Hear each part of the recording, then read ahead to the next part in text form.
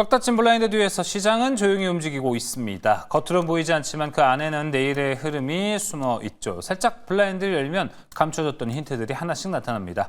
조용히 들여다보면 보이는 것들, 블라인드 속 내일장, 이제 그 숨겨진 이야기 시작합니다. 블라인드 뷰 함께할 분들 소개합니다. 주식회사 플래처 김덕호 대표, 체크스탁 소재민 대표, 체코듀 안녕하십니까?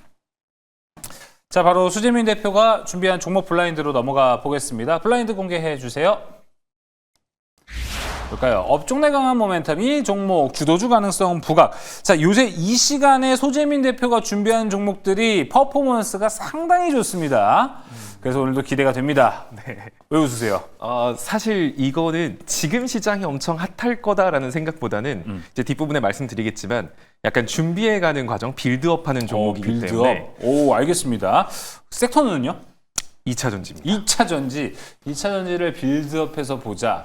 어떤 관점일지도 궁금합니다. 자, 그렇다면 김덕호 대표님, 2차 전지를 빌드업 한다고 합니다. 사실 저는 지금부터 모아가는 과정은 괜찮지 않을까 생각이 좀 들거든요. 뭐 사실 이제 모아가는 거는 뭐 우리가 이제 몇 달 전부터도 2차 전지는 맞아요. 뭐 충분히 가능성이 있다 얘기를 많이 드렸었는데 지금 소재민 대표님께서 말씀하신 것처럼 뭔가 빌드업을 해야 된다라고 한다는 거는 아무래도 이제 이번에 중국에 대한 뭐 미국의 추가 관세 필요 없다 이런 언론 보도가 있었기 때문에 네.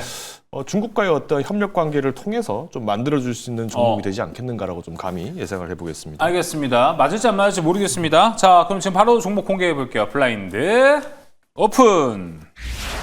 에코프로 머티 이야기부터 먼저 들어볼게요. 사실 지금 시점에서 제가 말씀드리고 싶은 게 이 종목이 뭘 하고 뭐 실적이 지금 뭐가 어쩌고 뭐 리튬 가격이 어쩌고 사실 여러분들이 지금 시장 보시면 아시겠지만 정말 회사 가치가 좋고 실적이 좋은 종목이라고 해서 그 종목이 지금 시장에서 버티거나 상승의 지속성이 있는가? 이렇게 물어본다라고 하면 아마 아닐 거예요. 아니죠. 대부분 돌발 이슈 가지고 막 움직인다던가 이 회사 분명히 돈도 잘 벌고 하는데 오늘같이 시장 빠질 땐 다 같이 따라 빠져요. 자, 그러면 우리가 여기서 생각해야 될 게 뭐냐면 결국 시장 분위기의 종목들이 영향을 많이 받는다라는 거거든요. 네. 뭔가 메인 이슈가 존재할 때는 조금 시장 안 좋아도 메인 이슈에 속해져 있는 테마는 버텨요. 근데 지금 그런 게 없기 때문에 시장 빠지면 당연히 이 종목이 좋고 나쁘고 빠집니다. 근데 문제는 시장 지수가 올라갈 때 그 빠졌던 종목이 시장 지수만큼 회복하는 종목이 있고요. 시장 지수보다 덜 회복하는 종목들이 대부분일 거고요. 시장 지수보다 더 상승하는 종목군들이 나올 수밖에 없습니다. 그럼 지금 시점에서 시장이 이렇게 불안하고 앞으로 시장 박스권 하단 깨지는 거 아니야? 이런 상황일 때는 여러분들이 어설프게 이슈를 본다거나 이 회사의 가치를 보고 접근하기보다는 아예 시장 지수를 추종해버리는 섹터를 공략하는 그런 메인 섹터를 공략하는 게 좋거든요. 그러니까 코스피 같은 경우는 반도체고 2차 전지 같은 경우는 코스닥 지수의 영향을 받습니다. 그런데 만약에 시장 빠지면 어떡해요? 그러면 당연히 이 종목도 빠지겠죠. 하지만 반대로 말해서 시장 지금 툼에 나오고 있는 거 반등에 성공한다라고 하면 다른 종목들은 그 시장 상황에 따라서 뭐가 갈지 확답할 수 없지만 2차 전지라든지 반도체, 시장 지수를 추종하는 메인 섹터는 반드시 따라가기 때문에 그런 관점에서 지금 에코프로 머티 2차 전지의 대장격인 종목이죠. 해당 종목을 좀 보시면 좋을 것 같아요. 예. 일단은 차트로 좀 간단하게 좀 말씀을 드리면 일단은 일봉상 121선 맞고 밀렸어요. 이 자리 당연히 힘든 저항이기 때문에 단번에 안착하지 못하고 밀렸는데 매물대 소화 과정에서 필요한 조정이라고 보여지고요. 그러면 아래로는 사실 49,000원의 주요 지지선이 있습니다. 자, 그런데 아까 말했지만 그럼 에코프로 머티를 현 시점에 진입한다라고 현가부터 61선 아래로 강한 지지선 있는 49,000원에서 사면 되겠다. 이렇게 분할 접근한다라고 생각하시면 너무 좀 단순한 접근이고 아까 말했지만 시장 지수가 만약에 아래로 더 빠지게 되면 이 종목은 지지선이 있다고 해도 이게 지지선에 값을 하지 못할 거예요. 코스닥 같은 경우도 이제 뒷부분 시장에서 얘기를 해주겠지만 만약에 이제 금요일 날 결과에 따라서 코스닥 지수는 심하면 740포인트 정도까지도 밀릴 수 있거든요. 그럼 코스닥이 740포인트까지 밀린다? 그럼 에코프로 머티 이 지지선 당연히 깨고 내려갑니다. 그런 걸 생각하면 사실 3분할 매수 전략이 가장 좋아 보이고요. 네. 2차 매수까지는 당연히 61선까지를 보되 만약에 코스닥이 740선까지 내려갔을 땐 이 지지선 깨고 내려갈 수 있겠지만 그러면 코스닥이 740포인트 정도 왔을 때 이 종목을 한 번 더 산다라는 생각으로 접근하시면 될 것 같아요. 물려 계신 분, 신규 진입하시는 분 공통된 전략이라고 보시면 될 것 같고요. 또 코스닥이 이제 반등해서 박스권 상단인 820포인트까지 간다라고 하면 예. 에코프로 머티는 일단은 단기적으로는 56,700원 그리고 그 자리에 안착하면 한 63,000원 정도까지도 올 하반기에 올라갈 수 있기 때문에 이 부분 참고하셔서 매매 진행하시면 될 것 같습니다. 에코프로 머티였습니다. 자, 이어서 김덕호 대표가 준비한 종목 블라인드 넘어가 보겠습니다. 블라인드 공개해 주세요. 자, 핵심 이슈 소외주 이 종목 중장기 상승 기대. 자, 어떤 섹터에 있습니까? 네, 클라우드 컴퓨팅입니다. 클라우드 컴퓨팅.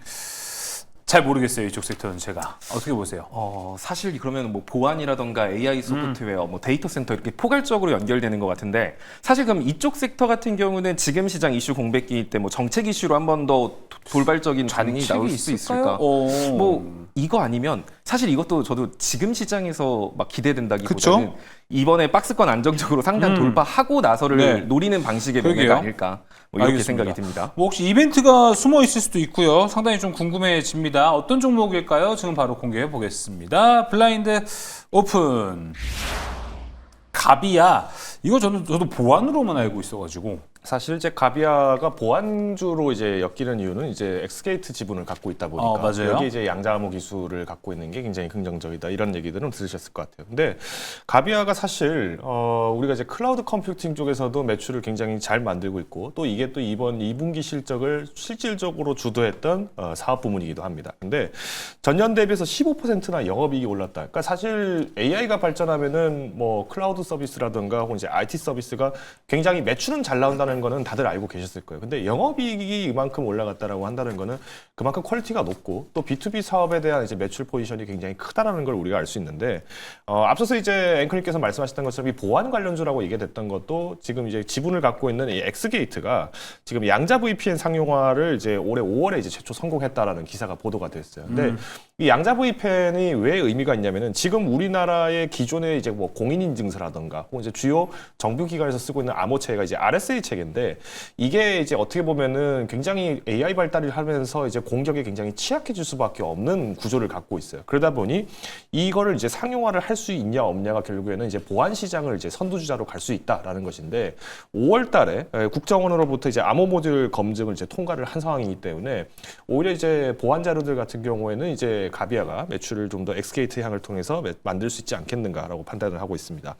또 이제 클라우드 하면은 이제 또 빠질 수 없는 KINX가 있죠. 뭐 저도 이제 추천을 한번 드렸던 종목인데 지금 이제 인터넷 데이터 센터에 대한 이용 고객이 지금 확대가 계속되고 있습니다. 네. 그래서 기존에 이제 B2B 고객이 계속 확장이 됐던 모델도 사실은 이 데이터 센터 고객들이 이제 가비아와 함께 협업을 하는 경우가 굉장히 많았다 보니까 저는 오히려 이제 중장기적인 면에서는 여전히 의미가 있다라고 보고 있고요.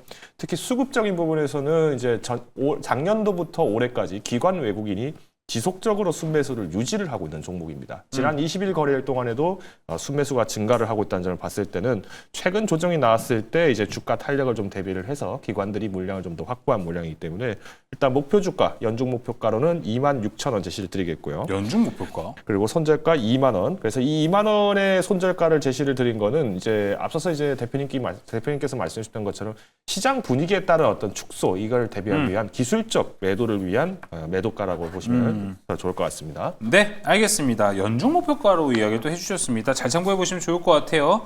자, 이제 전략으로 넘어가 보도록 하겠습니다. 수재민 대표가 준비한 전략 블라인드 공개해 주세요. 리스크를 최소화한 안전한 투자 전략은 바로 이거다. 사실 이 시간 전에 시간에서 지수 밴딩에 대한 이야기를 하고 가셨습니다. 근데 오늘 그 하단에 딱 걸려 있는 상태거든요. 안 그래도 오늘 좀 여쭤볼 게 많았습니다. 지금 바로 공개해 보겠습니다. 블라인드 오픈. 3,200. 자, 저번 하단 라인을 3,130으로 설정해 주고 가셨습니다. 오늘 딱 종가가 3,130입니다. 그렇죠. 그래서 지금 박스권 원래 오늘 하단을 개파락으로 이탈하는 모습을 보였다가 이제 장막판에 삼성전자의 힘으로 일단 끌어올리면서 박스권 하단을 회복하기는 했어요. 맞아요. 근데 그렇다라고 해서 지금 우리가 이제 시장 저점 잡았다라고 말을 하기에는 아직 예정되어 있는 이슈들이 해결된 게 없거든요. 결국 시장이 이렇게 경계하는 것도 잭슨홀 미팅에서 파월 의장이 뭐 이상한 소리 하는 거 아니야? 근데 이거를 예쁜 말을 해줄지 나쁜 말을 해줄지 우리는 알 수가 없죠. 맞아요. 자, 그런데 파월 의장의 발언 전의 지수 위치가 그래서 중요한 거예요. 만약에 파월 의장이 좋은 말을 할 거다라고 마냥 기대하면서 우린 투자할 수가 없죠. 나쁜 경우의 수를 항상 염두를 하면서 투자 전략을 세워야 뭐 투매가 나와도 이걸 기회를 잡을 수 있는 준비라도 하죠. 그러면 그런 관점에서 봤을 때 파월 의장의 발표 전, 그러니까 내일 시장 지수의 위치가 상당히 중요하거든요. 그쵸. 만약에 지금 제가 여러분들한테 박스권 밴딩을 3,130에서 3,270 정도를 잡아드렸어요. 그럼 이 사이 값은 어디죠? 3,200포인트입니다. 그래서 내일 시장 종가 위치가 코스피 3,200 부근이라고 한다면 파월 의장이 설령 시장에 좀 부담이 되는 말을 던진다라고 하더라도 오늘 했던 저점을 이탈하지 않고 박스권 하단을 벗어나지 않은 상태로만 조정이 나오고 불확실성 해소로 반등이 나올 수 있겠습니다. 하지만 내일 만약에 3,200선 아래, 뭐 3,160, 뭐 3,150 애매하게 박스권 하단부에서 마감을 했을 때는 파월 의장의 발언을 던졌을 때 박스권 하단을 재차 이탈하게 되거든요. 그럴 때는 한 차례 더 투매가 나올 수도 있어요. 그러면 그때는 코스피가 3,060포인트, 3,000포인트까지 아래 구간 지지선이 좀 멀어지게 되거든요. 그렇다라고 하면 우리는 결과를 보고 행동할 게 아니라 미리 리스크 관리를 어느 정도 해야 될 필요가 존재한다는 거고, 내일 종가 기준으로 시장 지수가 3,200선 위냐 아래냐에 따라서 여러분들이 만약에 3,200선 위면 파월 의장이 좀 이상한 말 해도 박스권 하단 이탈 안 하니까 걱정 안 하셔도 되고, 만약에 그 아래라고 하면은 여차하면 박스권 하단 이탈할 수도 있으니까 보유 종목에 대해서는 조금씩만 비중을 줄여놓고 밀리면 투매 한번 나오면 아래 구간에서 재매수하는 방식으로 이렇게 접근해 보시면 좋을 것 같습니다. 신규 진입을 찾기보다는 가지고 있는 종목에 비중을 축소하고 재매수하는 이런 구간 대응 전략이 중요할 것 같네요. 알겠습니다. 자, 좀 시장이 어렵다 싶으면 항상 블라인드 뷰에서 소재민 대표가 밴딩을 딱딱 제시해서 전략을 이야기해 주거든요. 이번에도 또 주요한 전략이 될 것 같습니다. 항상 적중률이 좋았으니까요. 자, 이번엔 김덕호 대표의 전략으로 넘어가 보도록 하겠습니다. 블라인드 공개해 주세요. 네, 리스크를 최소화할 투자 전략은 바로 이거다. 자, 어떤 건지 바로 찾아보도록 하겠습니다. 블라인드 오픈. 마부작침. 오늘은 그래도 좀 난이도가 낮았는데 제 좌우명입니다. 마부작침이 결국 이제 도끼를 갈아서 바늘을 만든다. 포기하지 오랫동안, 말아라. 그렇죠. 인내심을 갖고 꾸준히 학습을 하자라는 의미를 갖고 있습니다. 사실 이제 지금 시장이 계속 조정을 좀 나오고 있죠. 아무래도 이제 주초부터 해서 계속 하락이 나오다 보니까 많은 분들이 좀 걱정이 됩니다라고 하시는 분들이 분명 계실 거고, 또 앞서서 이제 말씀해 주셨던 것처럼 잭슨홀 미팅에 대한 이벤트가 지금 증시의 이벤트가 없는 상황에서 가장 크게 발현될 가능성이 크다라고 보고 있습니다.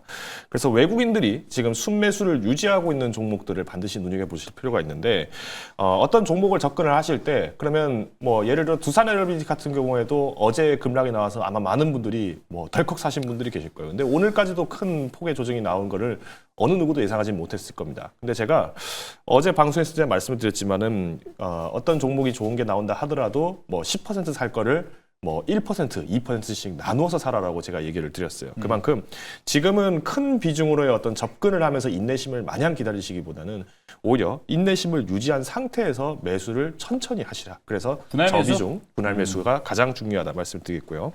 하반기 주요 이벤트 계속 주목하실 필요가 있습니다. 그래서 지난 월요일 날 전략으로 섹터 대보다는 종목에 좀 더 집중한다고 말씀을 드렸는데, 섹터보다는 오히려 실질적으로 종목에 대한 상승폭은 좀 더 제한적일 수 있기 때문에 주요 종목들에 대한 옥석 가리기가 필요하다 말씀을 드리겠습니다. 네, 우리 시장이 많이 오르긴 했어요. 그래서 이제 조정을 거치는 시간이 좀 있기는 한데 유독 이번에 좀 요철이 좀 많은 것 같다라고 좀 생각이 드는 것 같기도 하고, 그동안 우리가 상승장을 맛보면서 많이 무뎌지기도 했나 좀 이렇게 생각이 드는데, 마부작침 잘 좀 마인드 해보시면 또 좋을 것 같습니다. 네, 블라인드 뷰는 여기서 마무리 해보도록 하겠습니다.